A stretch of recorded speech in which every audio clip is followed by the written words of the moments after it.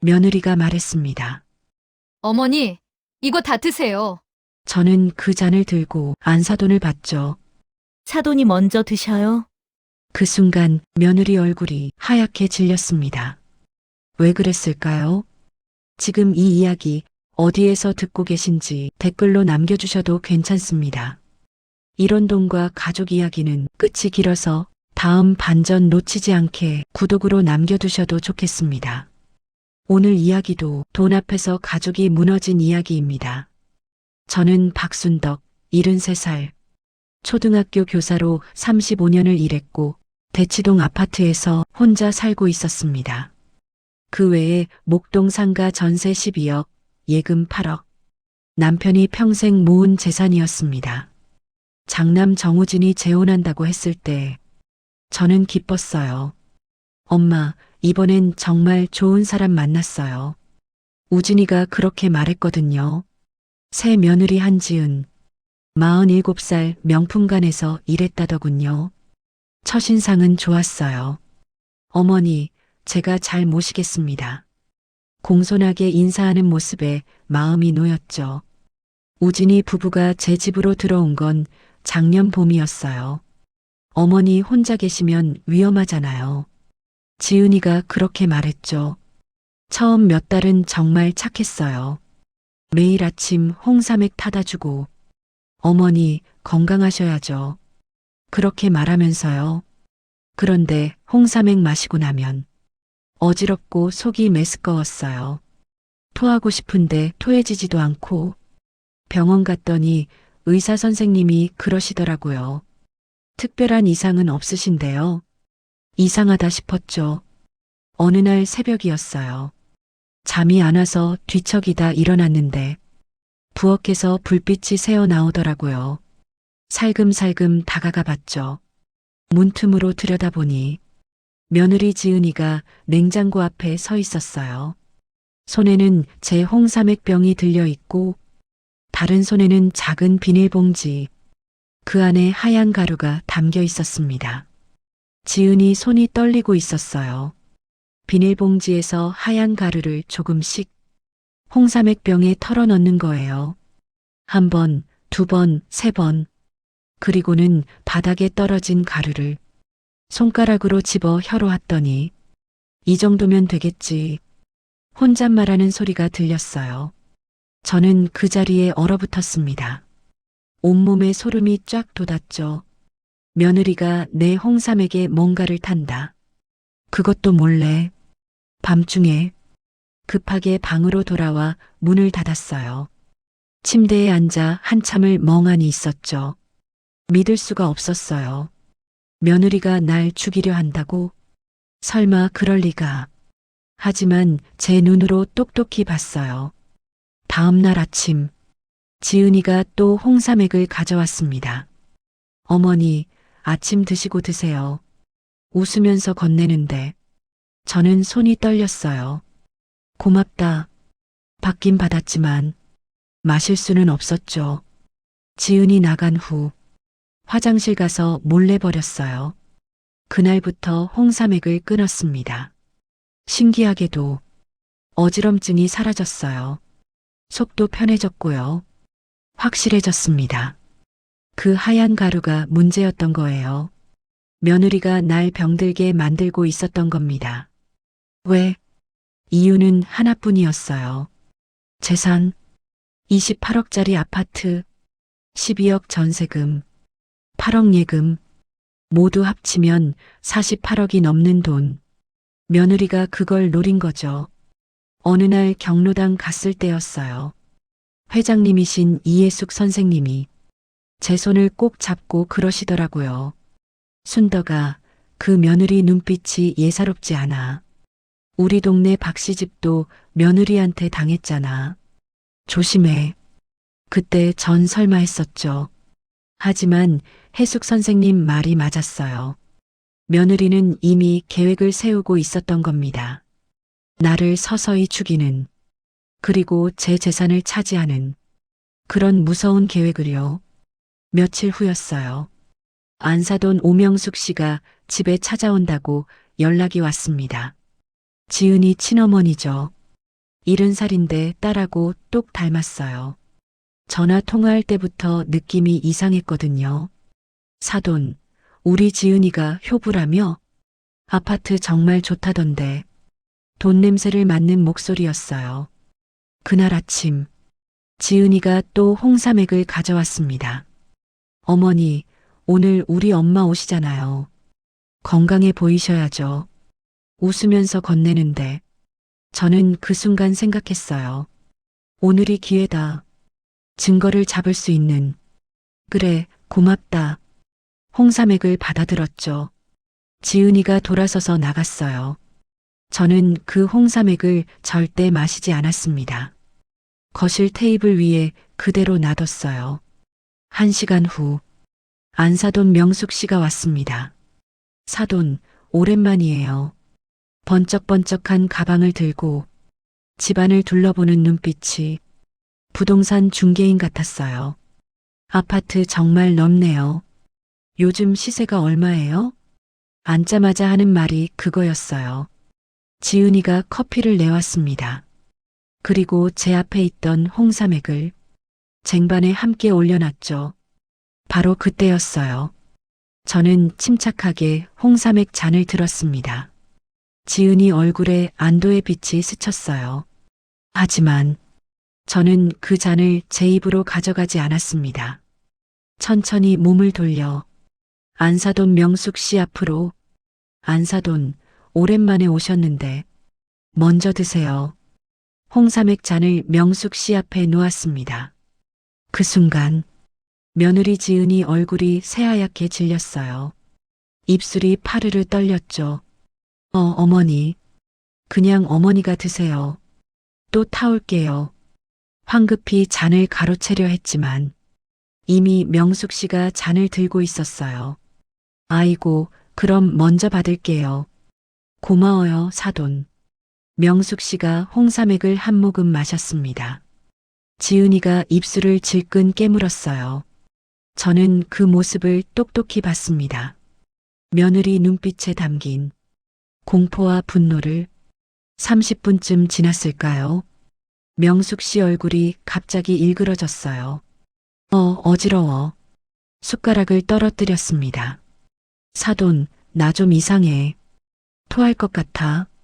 식은땀이 주르륵 흘렀어요. 지은이가 벌떡 일어났습니다. 엄마, 괜찮아? 하지만 눈물은 없었어요. 그저 당황한 표정뿐. 명숙 씨가 바닥에 주저앉았습니다. 119 불러요. 제가 소리쳤죠. 구급차가 왔고 명숙 씨는 응급실로 실려갔어요. 병원에서 혈액 검사를 했습니다. 결과가 나왔어요. 수면제 성분이 검출됐습니다. 의사 선생님 말씀이었죠. 명숙 씨는 3일 입원했어요. 퇴원하면서 제게 전화했습니다. 사돈, 그날 내가 마신 거 혹시 못한 거 아니에요? 병원에서 이상한 약 나왔다는데. 저는 조심스럽게 대답했어요.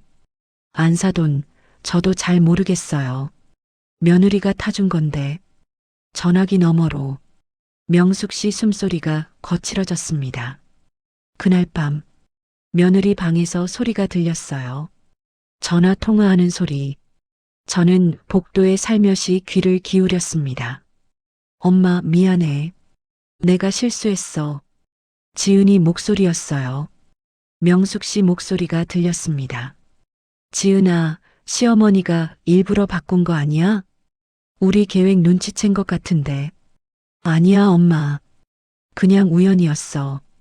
조금만 더 기다려. 28억짜리 아파트야. 시어머니 70 넘었고 요양원 보내고 우리가 들어가 살면 되잖아. 전화 너머 명숙 씨 목소리. 애는 어떻게 할 건데? 지은이가 웃었어요. 차가운 웃음이었죠. 애는 무슨. 나 임신 안 했어. 쿠션이야, 쿠션. 시어머니 속이려고 배에 넣은 거. 그 말을 듣는 순간 저는 그 자리에 주저앉았습니다. 온몸에 힘이 쭉 빠졌어요. 임신도 거짓말. 요양원 보내려는 계획까지.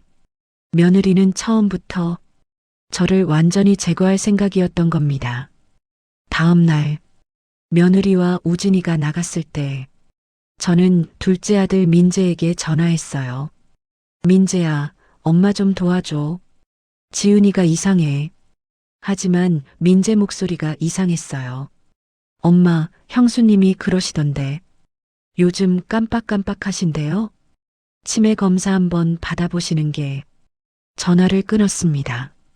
며느리가 이미 민재에게까지 거짓말을 한 거예요. 저는 완전히 고립됐습니다.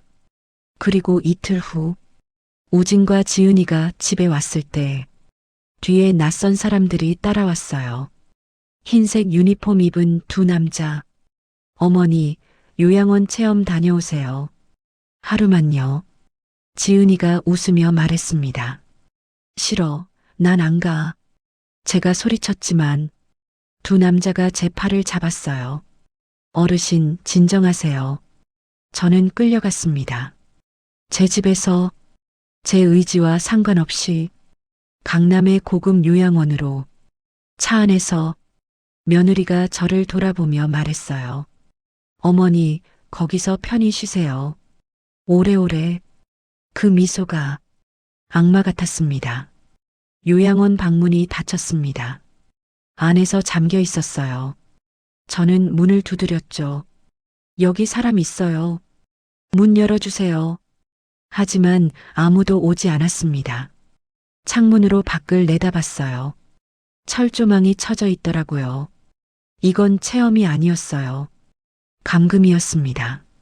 침대에 앉아 한참을 울었어요. 내 인생이 이렇게 끝나는 건가? 며느리 손에 그때 휴대전화가 생각났습니다. 다행히 가방 안에 있었어요. 떨리는 손으로 민재에게 전화했죠. 한 번, 두 번, 세 번. 받지 않았어요. 네 번째에야 연결됐습니다. 엄마, 무슨 일이세요? 민재 목소리가 들렸어요. 민재야, 엄마 지금 요양원에 갇혀 있어. 형이랑 지은이가 날 강제로. 엄마, 무슨 말씀이세요? 민재 목소리가 당황했어요. 정말이야. 강남 어딘가 요양원인데 이름이. 문 옆 안내판을 봤습니다. 실버케어 요양원. 민재야, 엄마 여기서 못 나가. 문이 잠겨 있어.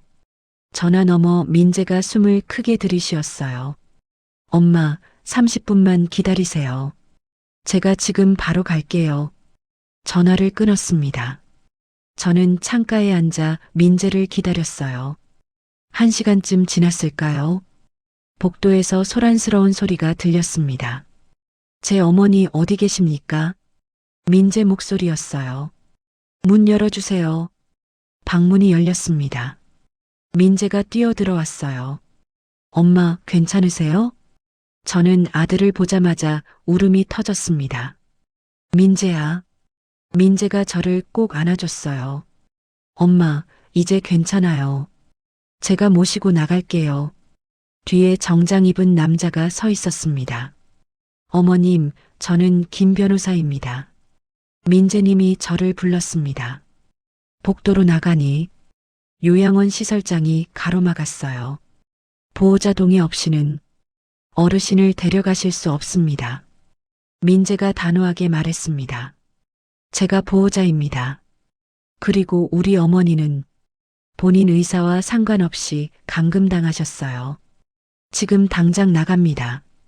시설장이 난처한 표정을 지었지만 김 변호사가 명함을 내밀었어요. 법적 문제 생기길 원하십니까?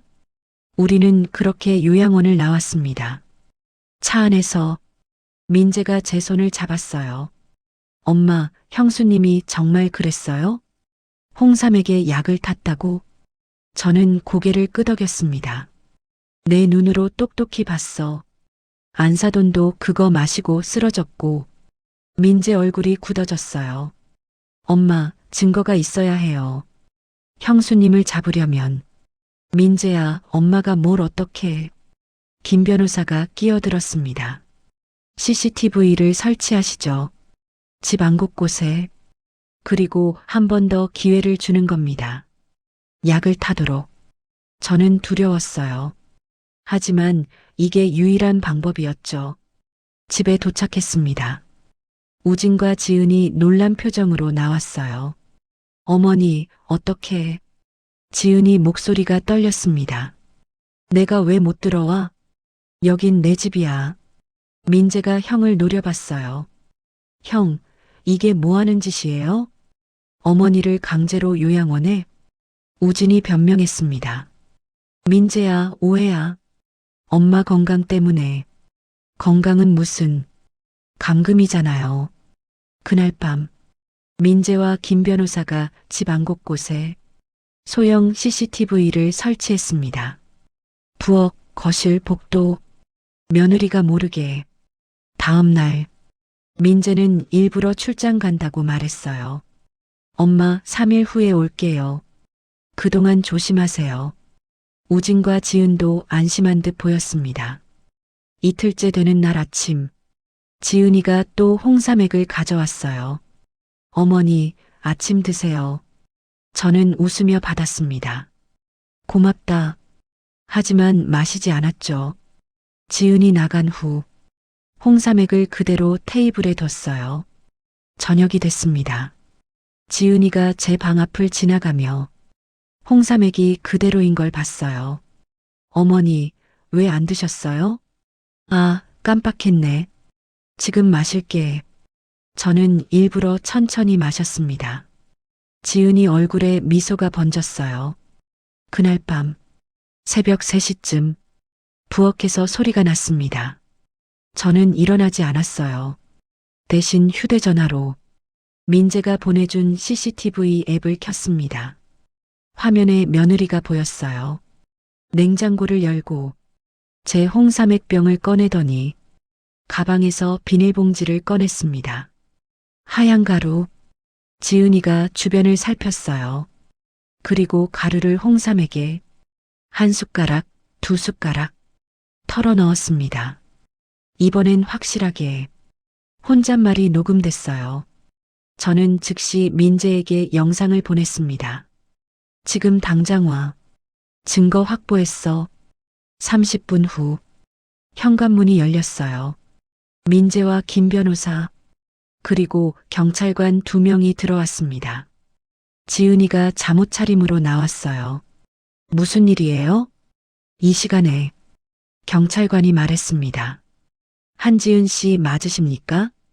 네, 그런데요. 살인 미수 혐의로 동행하셔야겠습니다. 지은이 얼굴이 새하얗게 질렸어요. 뭐라고요? 민재가 휴대전화를 들어보였습니다. 형수님, 이거 보이죠? 30분 전 부엌에서 어머니 홍삼에게 약 타는 장면. 다 찍혔어요. 지은이 다리가 후들거렸어요. 이건 함정이야. 나를 함정에 빠뜨린 거야. 경찰관이 수갑을 꺼냈습니다. 팔 내밀어 주십시오. 아니라고. 지은이가 소리쳤지만 차가운 수갑이 손목에 채워졌습니다. 우진이 방에서 뛰어나왔어요. 무슨 일이야? 지은아. 지은이가 남편을 봤습니다. 여보, 나 좀 도와줘. 제발. 하지만 우진은 그저 멍하니 서 있을 뿐이었습니다. 며느리는 그렇게 경찰차에 실려갔습니다. 며느리 지은이 구속됐습니다. 살인 미수 혐의로 경찰 조사 결과가 나왔어요. 홍삼액에서 검출된 건 수면제만이 아니었습니다. 장기 복용 시 심장과 신장에 치명적 손상을 입히는 독성 물질입니다. 경찰관이 그렇게 말했어요. 며느리는 정말로 저를 죽이려 했던 겁니다. 서서히 고통스럽게 3개월이 지났습니다. 어느 날 우진이 집에 찾아왔어요. 현관문 앞에서 무릎을 꿇었습니다. 엄마, 제발 용서해 주세요. 저는 고개를 돌렸어요. 내 아내가 날 죽이려 했어. 그걸 어떻게 용서해? 우진이 바닥에 이마를 찧었습니다. 엄마, 지은이가 임신했대요. 저는 그 말에 멈칫했어요. 뭐라고? 구치소 의무실에서 확인했대요. 8주 됐다고. 우진이 울먹였습니다. 엄마 손주예요. 제 아이예요. 애만 낳게 해주세요. 그 다음엔 어떻게 하시든. 저는 가슴이 무너졌어요. 손주, 제 핏줄. 아무리 며느리가 밉지만 뱃속 아이는 죄가 없잖아요. 민재야. 저는 싱가포르에 있는 민재에게 전화했습니다. 지은이가 임신했대. 민재 목소리가 차가웠어요. 엄마, 그거 거짓말일 수도 있어요. 형수님 믿으시면 안 돼요. 하지만 저는 이미 마음이 흔들렸어요. 그래도 만약 진짜라면 내가 손주를 감옥에서 낳게 할 순 없잖니. 민재가 한숨을 쉬었습니다. 엄마 후회하실 거예요. 형수님은 그런 사람이 아니에요. 전화를 끊었습니다. 일주일 후 저는 변호사를 통해 합의서를 작성했습니다. 피해자 박순덕은 피고인 한지은을 용서하며 처벌을 원하지 않습니다. 서류에 도장을 찍었어요. 손이 떨렸지만 손주 생각에 그렇게 했습니다. 재판이 열렸어요.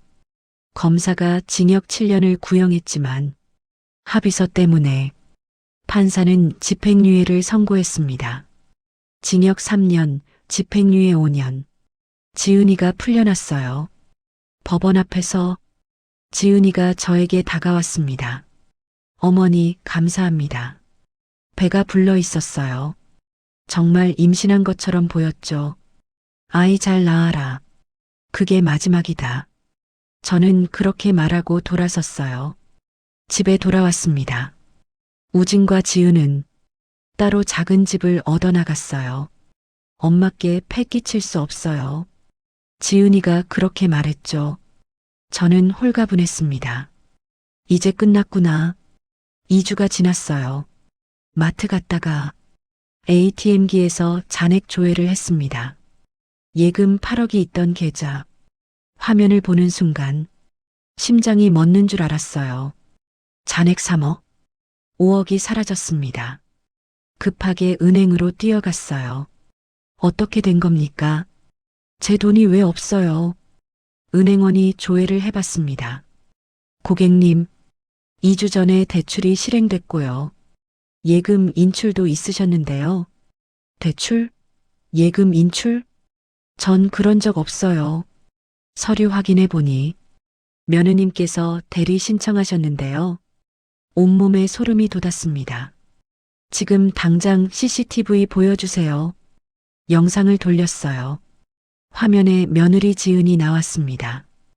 은행 창구에서 제 도장, 통장, 인감증명서 전부 내밀며 대출 신청하는 모습, 그리고 현금 3억, 예금에서 2억, 총 5억을 인출했습니다. 이건 사기예요. 위조예요. 저는 소리쳤습니다. 은행에서 바로 경찰에 신고했어요. 경찰이 우진 집으로 갔습니다. 하지만 집은 텅 비어 있었어요. 짐도 전부 사라졌고 우진 전화는 꺼져 있었습니다. 며느리 전화도 마찬가지. 안사돈 명숙 전화도 불통. 세 사람 모두 잠적했어요. 저는 주저앉아 울었습니다. 민재가 급하게 한국으로 날아왔어요. 엄마, 제가 말했잖아요. 형수님 믿으면 안 된다고. 민재가 며느리 SNS를 찾았습니다. 지은이 인스타그램. 최근 게시물이 올라와 있었어요. 사진 속 지은이는 괌 바닷가에서 웃고 있었습니다. 배는 평평했어요. 임신복 안에 넣었던 쿠션. 그게 바닥에 놓여 있었죠. 해시태그가 달려 있었습니다. 해시태그 감여행, 해시태그 자유, 해시태그 새 출발. 댓글에는 명숙이 달았어요. 우리 딸 고생했다. 저는 그 화면을 보며 정신이 아득해졌습니다. 임신은 거짓말. 쿠션을 배에 넣은 거였어요. 저를 속이고 5억을 가지고 도망친 겁니다. 민재가 사설 탐정을 고용했어요. 일주일 만에 찾았습니다. 지은과 명숙, 태국 방콕에 숨어 있었어요. 국제 수배를 요청했고 태국 경찰이 두 사람을 체포했습니다. 한국으로 송환됐어요. 이번엔 사기죄, 횡령죄 추가 기소됐습니다. 우진도 함께 잡혔어요. 저는 몰랐어요. 지은이가 혼자 한 거예요. 우진이 변명했지만 통장 인출 내역을 보니 우진 계좌로도 2억이 들어와 있었습니다. 공범이었던 거죠. 재판이 다시 열렸습니다. 이번엔 합의 없었어요. 검사가 말했습니다. 피고인 한지은은 피해자를 2번 배신했습니다. 용서받고도 다시 범행을 저질렀습니다. 이는 매우 악질적입니다. 판사가 지은에게 물었어요. 피고인, 피해자께 용서받고도 왜 또 범행을 저질렀습니까? 지은이 대답했습니다. 늙은이 혼자 그 돈 뭐하러 갖고 있어요. 어차피 죽을 텐데. 법정이 술렁거렸습니다. 민재가 자리에서 벌떡 일어났어요. 형수님, 그게 사람이 할 소리예요? 판사가 방망이를 쳤습니다. 정숙, 저는 그저 며느리를 바라봤습니다. 저 사람이 정말 사람인가? 판결이 내려졌어요. 피고인 한지은, 징역 7년, 피고인 오명숙, 징역 5년, 피고인 정우진, 징역 3년, 세 사람 모두 법정에서 끌려나갔습니다. 며느리와 안사돈이 감옥에 갔습니다. 하지만 끝이 아니었어요. 장남우진, 그 아이도 처벌받아야 했습니다. 민재가 변호사와 상담했어요. 어머니, 형 상속권을 박탈할 수 있습니다. 민법 제1004조, 피상속인을 학대하거나 중대한 모욕을 가한 자는 상속권을 상실합니다. 저는 고개를 끄덕였어요. 그래, 우진이는 자격이 없어. 법원에 청구서를 제출했습니다. 상속 결격 사유 인정 청구. 한 달 후 법정이 열렸어요. 우진이 교도소에서 출정했습니다. 수갑을 찬 채 어머니, 저 정말 몰랐어요. 지은이가 혼자 한 거예요. 우진이 울먹였지만 민재가 증거를 제시했습니다. 판사님, 피고인 정우진 계좌 내역입니다. 며느리가 횡령한 5억 중 2억이 피고인 계좌로 입금됐습니다. 그리고 이건 피고인이 부동산 중개소에서 어머니 아파트 시세 조회한 기록입니다. 날짜는 범행 일주일 전입니다. 법정이 조용해졌어요. 우진 얼굴이 창백해졌습니다. 형도 알고 있었잖아요. 형수님이 어머니한테 뭐 하는지. 민재 목소리가 떨렸어요. 우진이 고개를 떨궜습니다. 판사가 물었습니다. 피고인은 배우자의 범행을 방조한 것으로 보입니다. 할 말 있습니까? 우진이 입을 열었어요. 저는 그냥 아내 말을 따랐을 뿐입니다. 그 말에 방청석에서 탄식이 터졌습니다. 경로당에서 온 제 친구들이었어요. 이예숙 회장님이 소리쳤습니다. 그게 무슨 변명이야. 어머니를 팔아먹고. 판사가 방망이를 쳤어요. 정숙. 일주일 후 판결이 나왔습니다. 원고 박순덕의 청구를 인용한다. 피고 정우진은 상속 결격 사유에 해당하므로 상속권을 상실한다. 우진이 그 자리에 주저앉았습니다. 어머니, 제발. 하지만 저는 돌아섰어요. 그리고 또 다른 절차를 밟았습니다. 재산증여. 법원에 신청서를 냈어요. 박순덕의 모든 재산을 차남 박민재에게 증여한다. 법원이 허가했습니다. 대치동 아파트 28억, 목동 상가 전세 12억, 남은 예금 3억, 모두 민재 앞으로 넘어갔어요. 그날 경로당에 갔습니다. 문을 열자 친구들이 박수를 쳤어요. 순떡아, 잘했어. 속 시원하다. 이예숙 회장님이 제 손을 잡았습니다. 순덕아, 내가 진짜 며느리 교육 제대로 시켰네. 이제 동네 며느리들 함부로 못할 거야. 친구들이 웃었어요. 김복자 할머니가 말했습니다. 우리 며느리도 요즘 나한테 잘하더라. 순덕이 소문 들었나 봐. 경로당이 웃음바다가 됐습니다. 저는 그제야 마음이 조금 풀렸어요. 이틀 후 동네 슈퍼 갔을 때였어요. 슈퍼 아주머니가 말했습니다. 순덕 씨, 요즘 동네 영웅이세요. 며느리한테 당하고도 끝까지 싸워서 이기신 거 다들 대단하다고 그러던데요. 제가 물었어요. 소문이 그렇게 났어요? 당연하죠. 순덕 씨 며느리 사건 신문에도 나왔잖아요. 집에 와서 인터넷을 찾아봤어요. 정말 기사가 떠 있었습니다. 70대 시어머니, 며느리 독살 시도 막고 재산 지켜 댓글이 수백 개 달려 있었어요. 이런 며느리 정말 있구나. 시어머니 대단하시다. 본받아야 할 뿐. 저는 그 댓글들을 보며 조용히 웃었습니다. 6개월이 지났어요. 우진이 형기를 마치고 나왔습니다. 출소 다음 날, 제 집 앞에 나타났어요. 많이 야윈 모습이었죠. 엄마, 죄송합니다. 우진이 무릎을 꿇었습니다. 저는 그 모습을 내려다봤어요. 우진아, 일어나. 네, 일어나라니까. 우진이 천천히 일어났습니다. 저는 봉투 하나를 꺼냈어요. 이건 뭐예요? 생활비. 100만 원 들어있어. 앞으로 매달 이만큼 줄게. 우진이 눈물을 흘렸습니다. 엄마, 그것만으로 충분해요. 감사합니다. 하지만 저는 말을 이었어요. 넌 이제 내 아들이 아니야. 우진이 얼굴이 굳었습니다. 엄마, 그냥 생활비 받는 사람. 그 이상도 이하도 아니야. 재산은 한 푼도 없어. 다 민재 앞으로 넘어갔어. 우진이 고개를 숙였어요. 알고 있습니다. 제가 잘못했어요. 그래, 내가 진짜 사람 되면 그때 다시 얘기하자.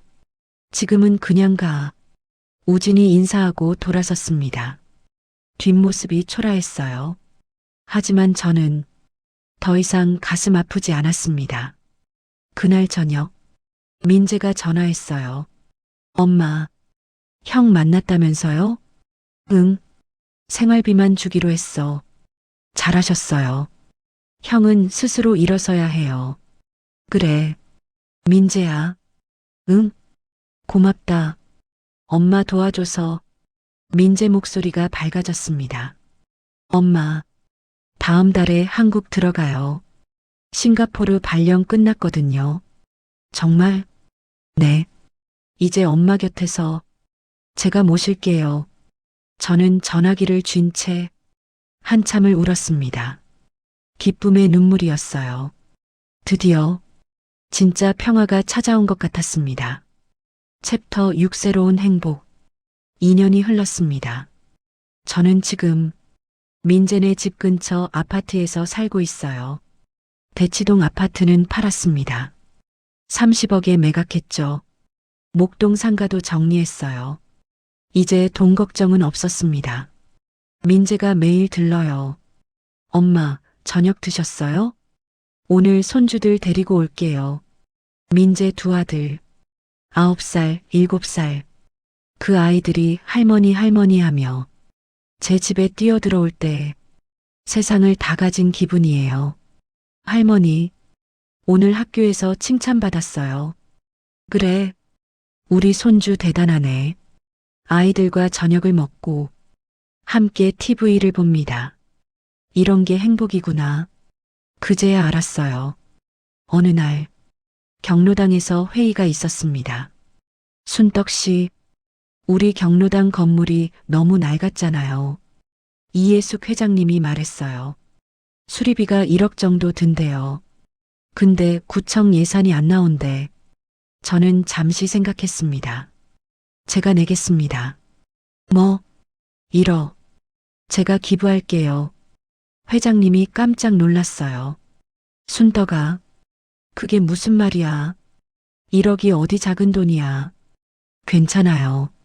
어차피 쓸 데도 없고 경로당 친구들한테 신세 많이 졌잖아요. 한 달 후 경로당 리모델링이 끝났습니다. 입구에 동판이 붙었어요.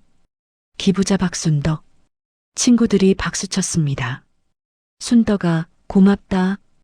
우리 복 받았네. 저는 그저 웃었어요. 이렇게 쓰는 게 진짜 돈 쓰는 거구나. 명절이 다가왔습니다. 추석이었어요. 민재네 가족과 함께 차례상을 차렸습니다. 남편 사진 앞에 절을 했어요. 여보, 이제 저 행복해요. 걱정 마세요. 그때 초인종이 울렸습니다. 민재가 문을 열었어요. 형, 밖에 우진이 서 있었습니다. 손에는 과일 바구니, 많이 달라져 있었어요. 민재야, 엄마 계시니? 들어오세요. 우진이 조심스럽게 들어왔습니다. 저를 보더니 바로 무릎을 꿇었어요. 엄마, 명절인데 인사드리러 왔어요. 일어나. 엄마, 일어나라니까. 우진이 천천히 일어났습니다. 2년 동안 우진은 달라져 있었어요. 택배 일을 시작했다고 했죠. 매달 200만 원 정도 번다고, 제가 주는 100만 원 포함하면 그럭저럭 살만하다고. 엄마, 저 이제 진짜 사람 됐어요. 우진이 눈물을 흘렸습니다. 지은이랑 이혼했어요. 혼자 자취방에서 살아요. 매일 새벽 5시에 일어나서 밤 10시까지 일해요. 그렇게 살면서 제가 얼마나 큰 죄를 지었는지 매일매일 생각해요. 우진 목소리가 떨렸어요. 엄마, 정말 죄송합니다. 저는 그 모습을 보며 가슴 한쪽이 아팠습니다. 아무리 밉지만 제가 낳은 아들인데. 우진아. 응, 엄마. 너도 내 아들이야. 우진이 고개를 들었어요. 엄마, 나쁜 짓 한 건 맞아. 하지만 내가 변했으면 엄마도 용서할 수 있어. 저는 우진을 끌어안았습니다. 오랜만이었어요.